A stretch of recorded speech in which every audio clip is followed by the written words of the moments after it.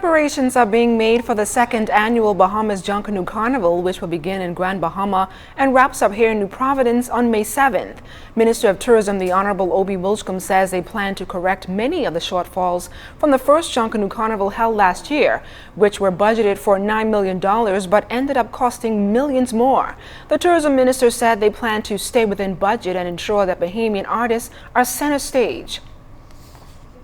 Over budget, ridiculously so over budget last year. We're going to make sure that we manage that significantly. I think we were about $3-4 million over last year. We want to make sure that we cut that down considerably. We're going to spend nowhere near that this year. Ensure that the Bahamians are up front. Bahamian artists are as good as any and can perform as good as any. But what you seek to do is you want to ensure that you supplement it by having artists from other parts of the world, because we want to have a unique carnival, but focused heavily on Junkanoo, Bahamas Junkanoo. And so at the end of the day, how do you bring it all together to provide something that the world doesn't offer? And that is why we reach out to get others. But the Bahamian artists will be featured prominently, and the Bahamian artists will be the stars of our show. A breakthrough was made in a murder case yesterday after a 25-year-old man turned himself into police for the murder of banker and national volleyball coach Devin Smith. His body was found in his St. Albans Drive condo on December 21, 2015. At the time, police reported that Smith appeared to be in a struggle with his attacker before he died. Police also arrested a 61-year-old man in connection with this murder shortly after 1 o'clock this morning. Both men remain in police custody. And 29-year-old Kevin Romer made his first appearance in the South Street Magistrates Court today, accused of raping a tourist over Paradise Island back on January 2nd.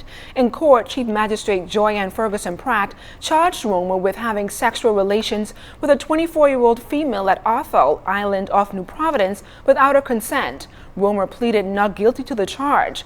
Bail was denied and he was remanded to prison. He returns to court on February 24th for service of voluntary bill of indictment papers. Attorney Ian Cargill is defending him.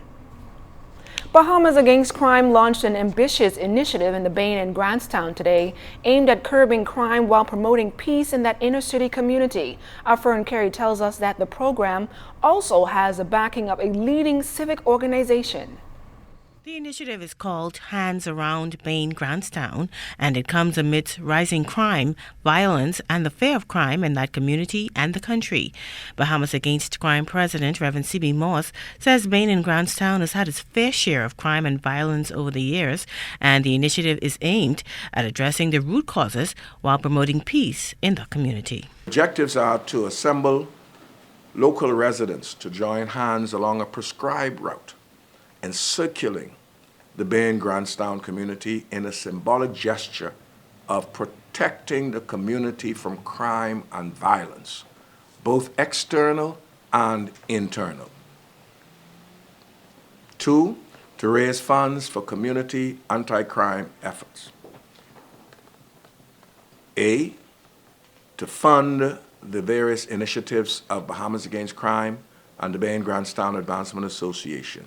B, to provide anti-crime and violence education material for the public, especially the youth. Members of the religious and business communities, including Rotary Bahamas, is backing the initiative. As business people and as citizens, crime is wreaking havoc on our country, and we need to make a stand.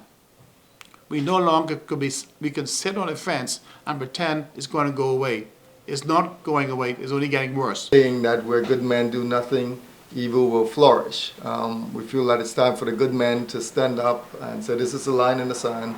We're not going to let it go beyond this, and we're going to push back against the people who are trying to take over our country. Entertainer Freddie Munnings noted that the entertainment community is also partnering in the initiative. We have to send a message to the world that we as a people have had enough with the genocide of our youth, of our children, and we must address this cancer, this scourge of crime in our society.